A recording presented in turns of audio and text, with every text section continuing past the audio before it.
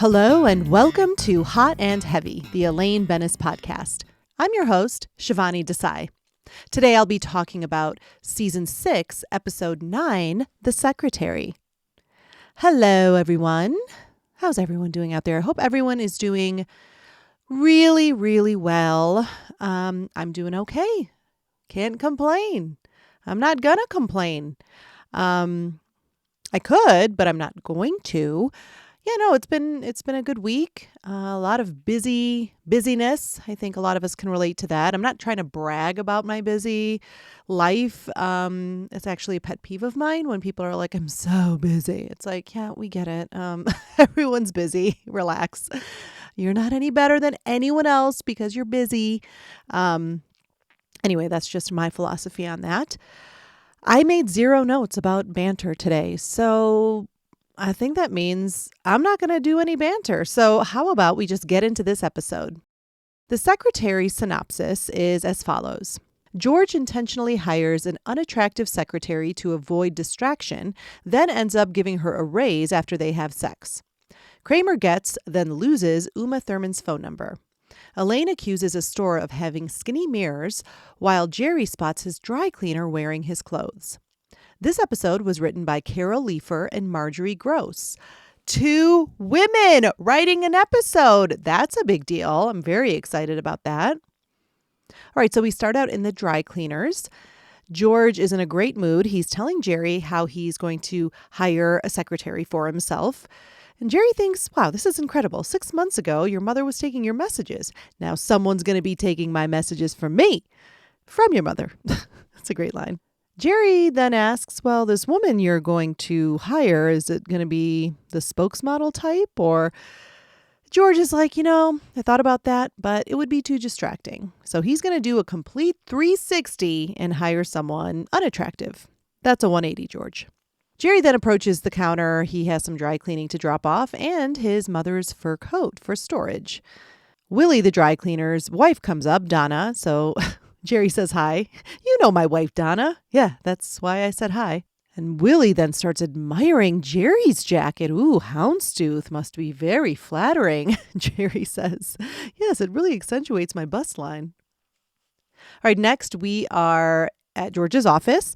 George is in the process of interviewing a couple of hot-ass ladies for the job, but he's very open about how attracted he is to them and rejects them. Those actresses were played by, one of them was Courtney Taylor, the first one, who actually talks and says, some of her skills. Now, the other woman I couldn't find any credit for, so I'm not sure. But anyway, both of these ladies are perfectly fine in their roles. And then a homely woman is being interviewed. She's very qualified and also takes care of her mother. So she wonders, will there be very many late nights? George is so thrilled. I can't imagine. Now, this actress is Vicki Lewis, who plays Ada, and she's definitely best known for her role in news radio. And she's also a very successful voice actor. I was looking through her credits, just tons of voice acting work. I love her as Flo in Finding Nemo and Finding Dory. She's adorable. And I also love her as Ada. I think this is such a fun character. What a great role to play. What a gift. And she is very funny in this role. I really love Vicki Lewis here. All right, next we are in Jerry's apartment. Elaine is telling Jerry about this Barney sale that she went to and that she tried on this dress. Stunning. I couldn't take my eyes off myself. And then she takes it home. Looks like I'm carrying twins. So Jerry sums it up for her. So in the store, it was hotsy-totsy, home, hotsy-notsy. Yeah, Elaine says, and she's got to go return it. Hey, but I thought we were going to the movies, Jerry says. Okay, you know what? I'm going to try it on, and you tell me what you think. George enters. Elaine greets him, and he says, hey, Elaine. He tells Jerry how much he's loving having a secretary. He's just so proud of himself as well for hiring Ada. Jerry's like, yes, a lesser man would have gone for the dish in the surefire sexual harassment lawsuit. Elaine returns from the bedroom wearing her Barney's dress. It's very ill-fitting, way too big for her. Jerry's like, it's a little, all right, you said it right there. You got no waist in that thing. And George adds that her arms look like something hanging in a kosher deli. I said, all right. Well, what'd you buy it for? Elaine says she bought it because in the mirror at Barney's, she looked fabulous. A woman just walking by said I looked like Demi Moore in Indecent Proposal. How fast was she walking? George is confused. Demi? I always thought it was Demi. No, I think it's Demi. I never heard of any semi tractor trailers. That's a very jokey moment, but I appreciate it. It's a good laugh. Elaine returns with a revelation. She knows what's going on. Skinny mirrors, and she does a double get out push to Jerry and George. She's sure that Barney has skinny mirrors. They make you look like 10 pounds lighter. Jerry's like, you crazy. Am I? Do you think I would have bought this dress if it looked like this at Barney's? She may have a point. Kramer enters, asks Elaine, what are you all dressed up for? I'm returning this dress to Barney's. Good idea. Jerry tells her to return it tomorrow so they can go to the movies. Yeah, okay. Kramer asks her if she's going to Barney's, maybe she can pick up some moisturizer, some super hydrating thing with uva. Elaine says, moisturizer? That's girl stuff. No. Kramer says, hey, you know what? They're having a sale, right? He proposes they'll meet each other down there and then they'll have lunch. Elaine's a little taken aback by that. Well, we could. Kramer wants to because, they never get to spend any time together. Oh, sure, they have their little group here. And when he turns back around, Elaine has escaped into the bedroom. All right, my take on this scene. All right, a couple things here. I like this as a storyline for Elaine. I think it's really strong. When I started writing these notes, I was like, oh my gosh, I remember how skinny mirrors were a thing. Like, I feel like it was really common in the 80s and 90s. So this is a perfect thing that Elaine would encounter. But apparently they're still around. In fact, on Shark Tank in 2015, an entrepreneur pitched the skinny mirror, a mirror with a curvature that makes you look 10 pounds lighter. And I just what? What is the point of that? So I looked up the Skinny Mirror product, and this is the description of it. The Skinny Mirror is a full-length mirror equipped with a slimming curve designed to generate a reflection that makes one appear 2 to 3 sizes smaller. The slight slimming effect it gives is designed to boost one's self-esteem, a feature which made the product an instant hit with clothing stores as an uplift in body confidence translated to an 18% increase in sales. Okay, so they don't give a shit that they're lying to women about how they look. They're just, of course, like, this means more sales for us, which is just so gross. I can't even, it's so, come on, really? And it was a woman who came up with this. It's like, are you fucking kidding me? This reminded me of something a little bit different that does work on me. I believe it's called vanity sizing.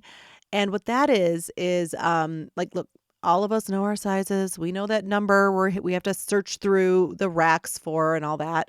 So there are a couple of brands I've found that the first time maybe I was shopping within that brand, I take my normal pant size or shirt size, whatever it is, and it was kind of big on me. So I was like, oh, I think I actually have to go down a size. And I know I haven't been trying to lose weight, or I certainly haven't lost weight. So it ended up that I was a size down from my normal size in this particular brand, a couple of particular brands. And I'm like, oh my God. And it really did. I was like, I love that I'm a size 6 now and these jeans, I'm usually a size 8. It totally worked on me. So I see that, because I do think sizes are so arbitrary and really, really annoying. But I don't know, just reflecting back, false reflecting of a skinny mirror. And it's not to do, you boost self-confidence, but that's only for that one particular mirror in the store. So you're setting up women to be really disappointed and angry. And, but the store got 18% increase in sales. So who gives a shit? It's all gross, and shame on that woman for inventing it. All right, back to the scene. Okay, so I have an issue with the dress, the terrible dress that Elaine tries on. Now, the dress is totally loose on Elaine, and so it doesn't really fit the dialogue. It doesn't look like she's carrying twins. She looks skinnier than her normal self because the dress is too big, if that makes sense. I feel like the issue they're describing verbally is different from how the dress actually looks. Like, I interpret it as the dress makes her look fat and that she's like busting out of the dress. Like I'm carrying twins. I would think that would mean, oh, it looks like her belly's kind of pushing through the dress. It's always bugged me. It would have been funnier if that was the visual, like kind of her busting out and, kind of little like maybe lumps or bumps or something. But first of all, it probably wasn't easy to make JLD look bigger without some extra padding. So that's super tricky. I honestly think a funnier approach to this was if she was off camera, like we don't even see her. Like she puts on the dress and Jerry and George are looking at her in horror and then saying the comments about her arms and all that other stuff kind of without her being seen. Like maybe we see her from the back and they're kind of like looking at her like, oh my gosh, that would have worked. See, I fixed it. I fixed the problem. That's all that they needed to do because it's always bugged me. I'm like, no, there's no way. Because too, she would have been able to feel how loose that dress is. It's not a mirror issue. It's like, hey, don't you feel the air kind of going through these little cutouts because it's so loose on you? Okay. It's just always irked me. And finally, I love JLD's reaction as Elaine when Kramer suggests having lunch. It's so perfect. Just like her eyes. She's like, okay, I'm not comfortable with that. And she sort of looks over at Jerry. It's just perfect. All right, next we're at George's office. George and Ada are working, and man, she's on top of everything. She's got hotel information. She's got the cost of switching to canola oil. She's really buttoned up, really professional. George sort of can't help but swoon at her efficiency. He then tells her how, she really can anticipate his needs. It's like, you're one step ahead of me. She's like, well, I'm good at what I do. Do you know what I'm thinking now? Yes, I think I do. Is it doable? It's definitely doable. And then they go at each other with passion. All right, next we're at the movie theater. Jerry and Elaine are exiting, saying it was the worst movie. Elaine blurts out that she couldn't believe that they made the wife the killer. Give me a break. A guy in line who was waiting to enter yells at her for giving away the ending. Thanks a lot, Big Mouth. And everyone in line's like, yeah. Kramer comes out needing something to write on. He just met Uma Thurman and he's getting her number. All Jerry has is his dry cleaning stub, so he gives that to him. Jerry and Elaine cannot believe he's about to get Uma Thurman's number. He's got the Kavorka. And then Jerry sees his dry cleaner, Willie, walk into the theater, and he's pretty sure he saw him wearing his houndstooth jacket. Elaine sort of doubts him. Are you sure? Why would he be wearing your jacket? He's like, I just dropped it off. He complimented me on it. Then Kramer comes out super excited. He got Uma's number. Uma. Elaine tells him he's amazing. Kramer's so excited. Taxi's on me. We have a jacket watch, you guys. Oh my gosh, it's been a while. It's been a while since our last jacket watch. For those of you who may be new to the podcast, a jacket watch is my personal tracking of every time a jacket is a central part of an episode. The reason I do this is because a comedian named Neil Brennan was a guest on Jerry's show, Comedians in Cars Getting Coffee. And on the show, he admits, look, I just never really watched Seinfeld. He's sort of like confessing this to Jerry Seinfeld. And Jerry's like, I don't give a shit. It's fine. He's like, and plus, whenever I did watch an episode of Seinfeld, you guys were all worried about a jacket. Well, that moment, first of all, made me laugh so hard. And second of all, I was like on the brink of doing this podcast. And I'm like, well, what a great opportunity. Let me do a jacket watch and really see how many times in the series we get some kind of a jacket storyline. So we haven't had one since season 5 with the raincoats. And it's sort of a double jacket watch with Jerry's houndstooth jacket and his mother's fur. So anyway, this is jacket watch incident number 13 of the series, and it involves 2 jackets. It's pretty cool. My take on this scene, Elaine doesn't have much here, but I do love that moment at the top of the scene where the guy yells at her and calls her Big Mouth. JLD just staring at him is great. She sort of just keeps like looking over her shoulder. at the guy and he's doing the same. It's so perfect. Like she can't even defend herself, right? She's just like, "What?" She probably didn't realize she was speaking that loudly, I guess. And I gotta say, I'm with the guy. Come on, Elaine. You can't be blurting that shit out when you're leaving a theater. You never know who's around. I mean, what if someone had blurted out the ending of Sixth Sense, Like, what if someone walked out going like, I can't believe Bruce Willis was dead the whole time? I would have been pretty pissed. All right, next we are in George's office. He and Ada are really going at it. And even in all this passion, she knows the efficient ways for maximum pleasure, which is turning George on even more. And in the heat of it all, he yells that he's giving her a raise. All right, next we're in Monk's. Jerry cannot believe that he would blurt that out during sex and just confirms that you're not under any authority to give her a raise, right? Well, maybe she'll just think it's bawdy talk. I didn't say any other bawdy things. Well, then maybe have sex with her and take it back. George can't even believe he talks to him about anything anymore. They're on their way out, and George says that his only choice now is to go to Steinbrenner's office and ask him to give Ada a raise. How long has she been there? 3 days. Yeah, it's almost a week. They head over to the cashier, and Jerry finds a ticket stub in his houndstooth jacket pocket. Oh my God. Willie the dry cleaner has been wearing my clothes. All right, next we're at Barney's. Elaine is telling the saleswoman that they have skinny mirrors, and that's false reflecting. And she thinks that the Department of, whatever would be very interested to know what's going on here. She even looks up at Kramer for backup, who gives a little nod. The saleswoman very calmly tells her she would be more than happy to exchange it for something else. Okay, fine. Yeah, I did like that little Calvin Klein number by the elevator. The saleswoman says she'll bring it to her dressing room. Thank you so much.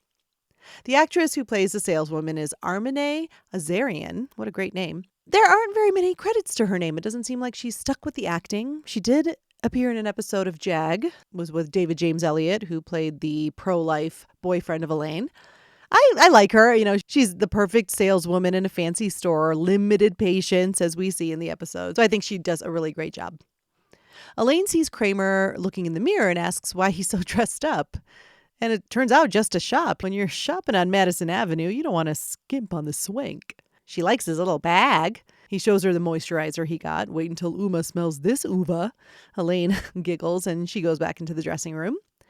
Banya approaches and sees Kramer, and he says he's looking for a new suit. He can't find anything he likes. And then he sees Kramer. Well, that's a nice suit. And they go back and forth. He wants to buy it from Kramer, and they finally land on $300. And Kramer's like, follow me to the dressing room. Wait, that's the woman's dressing room.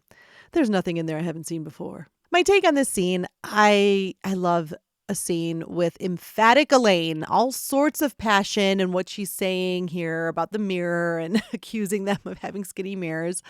JLD is so great here. The delivery is very direct, but like with hesitation as well. Like, is this worth being this assertive? Like, she believes in what she's saying, but she doesn't really have a lot to back it up. I especially love the false reflecting and the Department of, whatever. I mean, it's so perfectly written and delivered. And then the sort of turn in mood after the saleswoman accommodates her is so wonderful. Thank you so much. She's just totally fine after that. Also, I like how Elaine and Kramer interact. You can tell she's sort of amused by him and kind of likes that he's there. I'm not sure if they ended up having lunch, but especially after her reaction at his suggestion of them meeting up at Barney's, I like that it's actually friendly.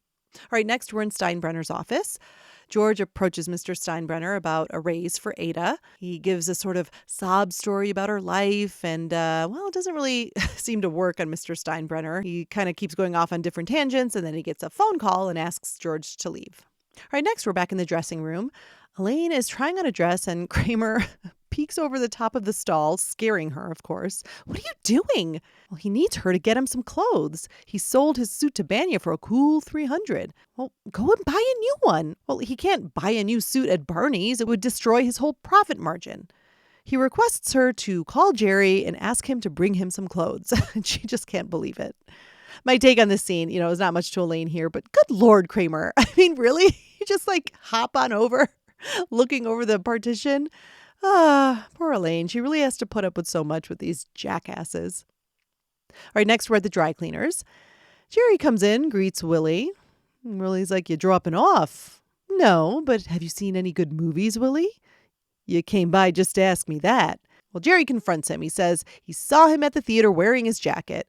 "Come on, Jerry, that's against the code. You need a code to tell you not to wear other people's clothes?" "You're imagining things," Willie says. Jerry's like, "Really? Am I imagining this?" He brings out the ticket as his proof. Uh-oh. Now, Willie has nothing to say. And Jerry says, "You know what? I want to take my business elsewhere. Give me my clothes and my mother's fur." And yeah, he's out of there. "Jerry, come on. Now." Now? Then we see a short scene of Willie's wife wearing Mrs. Seinfeld's fur, eating a hot dog at a hot dog stand. Well, then Jerry can't find his ticket. Kramer. He gave it to Kramer. "You don't have the ticket?" And Willie insists on needing the ticket. "These fur storage warehouses are huge. You can't get anything without a number." "Fine," Jerry says. "I'll be back." All right, next we are at Barney's. Elaine has tried on that dress. She's looking in the mirror, but she's so unsure. "Yeah, I mean, it looks good here, but what does that mean?" The snotty saleswoman is reaching her limit. "So, do you want it?" Elaine dismissively says, "I don't know. I'm going to have to think about it." And the saleswoman walks away. Elaine's looking around. "Gosh, I need a nonpartisan mirror." And then Elaine sneaks out of the store. My take on this scene, some great Elaine attitude here. I love how dismissive she is of the mirror, how dismissive she is of the saleswoman. It's all wonderful. And also I love the physicality of the way she sneaks out of the store. She's just kind of creeping out. All right, next we are in George's office. Ada is thanking George for the raise. She's so thankful. And George is happy to take the credit. "Oh, but it's just so generous." "Well, don't worry about it. He's got plenty of money." "Oh, I know, but 25,000. George pauses. "You got a $25,000 a year raise?" "Yes." "You're making more than I am." George is incensed. "A secretary cannot be making more than her boss." "Well," Ada says, "apparently they can." All right, next we're on the street. Elaine is in her dress, walking down the street, looking at her reflection in windows, storefronts. She's just trying to get a good look at herself, and she's freezing too. It's winter. Finally, she finds a proper mirror in this doorway, and she looks at herself. "No way am I this hippie." A guy walks out of the store, and she asks him, "Hey, what do you think of this dress?" He takes one look at her and says, "You'll never pull it off." My take on this scene, this is a fun scene. So glad that they gave this to Elaine. I totally believe that Elaine would do this. She'd want to get a nonpartisan mirror. What a great term too, by the way. And you know what? She's being a smart consumer. She's not going to get duped by those Barney's skinny mirrors. And oh my God, that moment with the guy telling her she'll never pull it off makes me laugh every time. It is so out of nowhere and yet so hilarious. Like, what a fun thing for that guy to do. Like, just one line, and he just has to look at her and go, "You'll never pull it off." I just love it so much. All right, next we are back at Barney's, and we see a woman knocking on a door in the dressing room, annoyed. Well, that actress is Glynis McCants, and yep, she's perfectly fine in the role. You can feel her annoyance, but I love her name, Glynis McCants. I just feel like it sounds so made up. I mean, no offense to this actress, but it's a fantastic name. It's so different. But Glynis McCants, like what? And something else interesting about her is apparently she is an expert in numerology. So much so, she has appeared on Tyra Banks, Dr. Oz, Dr. Phil. There you go. Glynis McCants. She can read your numbers. I hope that's her tagline. Then we see Jerry in Barney's. He's out on the sales floor and he asks a saleswoman, where's the moisturizer section? He's looking for Kramer. But she's interrupted by Glynis McCants as the complaining woman. This woman has been in there for over an hour. The saleswoman then knocks on the door. "Is everything okay?" "Yeah," we hear Kramer say. Jerry hears that and approaches. "Kramer?" And Kramer's like, "Oh, do you have my clothes?" "No." "Didn't Elaine call you?" "No," he says. "Well, then what are you doing here?" "What am I doing here? You're in the ladies' dressing room." And Jerry's like, "Look, I need that ticket stub for my mother's fur coat." Oh man, Kramer realizes he left it in the pants that he sold Banya. Jerry is all kinds of confused. Just let me in. So he goes into the dressing room, and then also Kramer realizes, oh my gosh, Uma's number was on that ticket stub. I lost Uma's number. Where are your clothes? Jerry asks. I sold them to Banya. You mean the ones you were wearing? How did you expect to get out of the store? Well, I didn't think ahead. All right, next we are on the Barney sales floor. Elaine is re-entering after being outside. Elaine tells the saleswoman, this isn't going to work for me, so if you could show me something else. It must have been that guy saying, you'll never pull it off. Saleswoman says, no. No? No, because you're taking that one. I am? Yes, you wore it outside. That's preposterous. Well, I suppose that salt stain came from all the snow inside the store. Elaine picks up the hem of the dress covered in salt. Shall I wrap it for you, or will you wear it out? Elaine gets choked up. No, you can wrap it. She walks back to the dressing room, asks if Kramer's still in there, and then she hears Jerry's voice. And then Banya arrives. Where's Kramer? Elaine just gets the hell out of there and goes into her stall. Jerry exits the stall, and Banya starts in on Kramer. He wants his money back. His Nancy Boy cream spilled all over the pockets. Suit's ruined. So Jerry tries to haggle just to get the ticket, but Kramer won't give him his money back because he doesn't want a suit covered in moisturizer. So Jerry has no choice. He can't believe he's going to do this, but he offers a nice dinner at Mendy's twice in exchange for the ticket. So he gets the ticket back. My take on this scene, I love choked up Elaine, holding in tears Elaine. Oh, and man, she gets caught. It's such a great moment. And how fun for JLD to play that. She's all ready to fight this snotty saleswoman. And then the evidence is right there. So she really has no leg to stand on. I guess you could say she was caught salt-dressed, red-handed. You guys, I tried. You have to attempt these things sometimes. All right, next we are back in Steinbrenner's office. Well, George is back and complaining how out of whack it is that his subordinate is making more money than him. Well, Steinbrenner understands, and he starts going on and on about his hardships, and George is just like, whatever, and starts slowly walking out of his office. All right, next we're back in the dressing room. Jerry goes back into the room with Kramer, and they discover that both Uma's number and the dry cleaning number are smudged out from the spilled moisturizer. It must have been the botanical extracts. Jerry grabs it and goes over to Banya, says, hey, you know what? The deal's off. The ticket's ruined. Are you trying to get out of Mendy's? You can't do that. You promised me. Jerry's like, oh, right. Jerry then sees Willie's wife entering the dressing room. Hey, isn't that my mother's fur coat? He follows her and opens the dressing room door, and she immediately says, no, it's not. And he takes it off of her. What do you think? The dry cleaner is your own personal closet? As she's walking out, Elaine's at the counter paying for her dress. She asks Donna if she'd be able to get that salt stain out. Piece of cake. Bring it in. What size is it? And then there's a short scene we see of all of them walking home, and Kramer is wearing the fur coat with no pants. Finally, we're at Mendy's. Banya and Jerry are having dinner. Banya's having the pea soup. It's the best, Jerry, the best. And Banya's like, I wonder where we should go for our second meal. They could come back to Mendy's or they can go somewhere else. On the one hand, if they go back to Mendy's, it's a guaranteed good meal.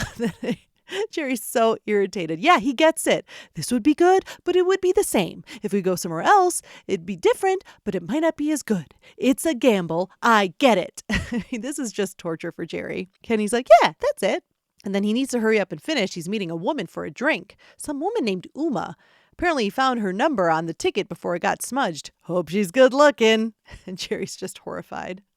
All right, I'm going to take a quick break, and I will see you on the other side. Do you like to complain? Is every day just an opportunity to find reasons to be miserable? Do you also feel like your complaints aren't reaching the right people? If this sounds like you, then let me alert you to a branch of government that you've probably never heard of. The Department of whatever. Let's face it, you're a victim. But sometimes it isn't clear where exactly you should lodge your complaints. Some grievances are obvious, like potholes or murder. But what if you were put on hold for way too long? What if the music at your nail salon is just too relaxing? And who are you supposed to contact when your grocery store changes its layout? It could take you an extra 20 minutes to find your oatmeal. That's where the Department of Whatever comes in. We will file your complaint and do our best to solve the problems no other department can handle. Just visit www.bitchesgonnabitch.gov and fill out the online form with whatever complaint is in your heart. Due to the high volume of complaints, please allow for at least 1 year for a resolution. Also, if you'd like to issue a complaint about the Department of Whatever, that must be done at a separate department, the Department of For Fuck's Sake, which can be found at www.youhavetoomuchtimeonyourhands.gov. The Department of Whatever. You know who you are. And we're back. Well, we're just going to hop straight into Greg's sack lunch because the extras weren't anything to write home about, to be quite honest. So Greg is our most dedicated contributor to this podcast, and every week we look at his sack lunch for his thoughts. The first thing I find in Greg's sack are his favorite scene and Elaine moments. Greg says, while Elaine's storyline is fairly weak, I do think it's hilarious how upset she gets over Barney's and their skinny mirrors. It reminds me of the episode where she was mad that the diner hired all bosomy waitresses. It's like they give Elaine this fighting on behalf of society story whenever they can't intermix her into any of the other storylines. I like that Kramer suggested Elaine and him hang out, just the two of them. It's endearing because they really haven't done anything one-on-one. It's funny to see them both in the women's dressing room and he just intrudes into her room. She hides herself, but she's not even mad at him really. I do love when Elaine is chewing out the Barney's worker about the skinny mirrors. Her face during that whole part cracks me up, and almost immediately she gets talked into another dress. And finally, when she has to buy it and she says, "No, you can wrap it," with that sad little voice. That's my favorite JLD move, the on the verge of crying Elaine. Totally. Okay. So let me get through all of this. Thank you, Greg, for those great thoughts. We're not through them all. I'm just those first great thoughts. I don't think her storyline is weak. I think I've already kind of said that. I really like it for Elaine. I think they might have executed it not the best way. So I'll get more into that in my final thoughts. But yeah, I like it for Elaine because I think it's something with enough teeth in it that could have been a lot greater. But again, I'll get into that in a little bit. And yeah, I love how Kramer wants to hang out with her one-on-one too. And that's what I said. I liked that it was friendly when they were finally at Barney's together. Like that they didn't continue her hesitation or maybe, that reaction she has initially like, we could, she's a little uncomfortable. So I like that it's completely amicable when they are actually in Barney's. No, I don't think she's mad at him for intruding on her dressing room stall. But I do think she's like, what the hell? Like, why am I friends with these idiots? I think she thinks that every week. All right, next in Greg's sack is his scene swap idea. He says, when Kramer mentions hanging with Elaine, just the two of them, I would have liked to have seen that actually transpire. Sure, they're both at Barney's together talking about moisturizer for a moment, but Vanya comes in immediately and then later Jerry. Give them more time together, maybe lunch somewhere. Totally. Okay, let me read this next part and then I'll comment. Greg goes on to say, I also would have liked Elaine to have been there when George was relaying the story about sleeping with his secretary. Again, minimal George and Elaine interaction, always a missed opportunity. 100%. Okay, so yes, I think seeing a lunch between Kramer and Elaine would have been a gift. It would have been so great. I do love Banya, but I'm not sure we needed him in this episode. I would have loved for there to have been more. Yeah, of course, George and Elaine, that's a no-brainer interaction there. And I think that would have been perfect, Greg, to your point, like if she was there at that lunch. But yes, a Kramer and Elaine, just a solo lunch between the two of them. How amazing would that have been?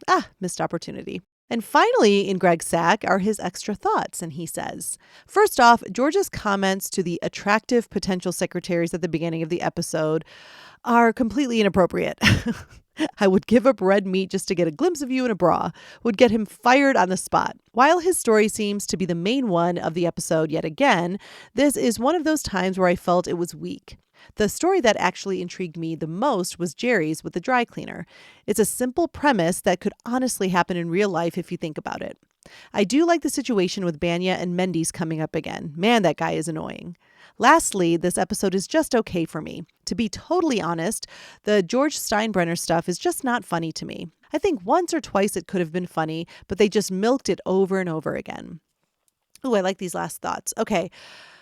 Yeah, okay, with this George storyline, I do appreciate that George is just, it doesn't take much for George to be, I guess, a sleaze. I mean, look, he hires the quote unquote unattractive woman, and yet he still gets turned on by her. So he's just a fucking horny pig. And so I do like that twist. I think that's well done. I agree with you, though. I think there could have been a lot more done with the whole dry cleaner and wearing the clothes of Jerry. I think that's really great. It could have lended itself to a lot more story. I do disagree a little bit with the Banya thing. I've already said it. I just don't know if he's needed in this episode. Although, I mean, it is clever. He's looking for a suit. Okay, so that's why he's at Barney's. Like, I do appreciate what he brings to the episode. And of course, I love Stephen Heitner. I love him as Banya. The character's great. I guess I'm just selfish and I would have liked more Elaine. So I think that would have meant swapping out all the Banya stuff. And I'm with you on the George Steinbrenner stuff. I've never found it that funny. Yeah, I'll just leave it at that. It's just never been that funny to me. Thank you so much, Greg, for your comments. We always love them. And now it's time to close Greg's sack lunch. All right, my favorite Elaine moments, that first scene at Barney's when she's giving the saleswoman the business. I love whatever. And Greg is totally right. Her face in that entire exchange is so funny.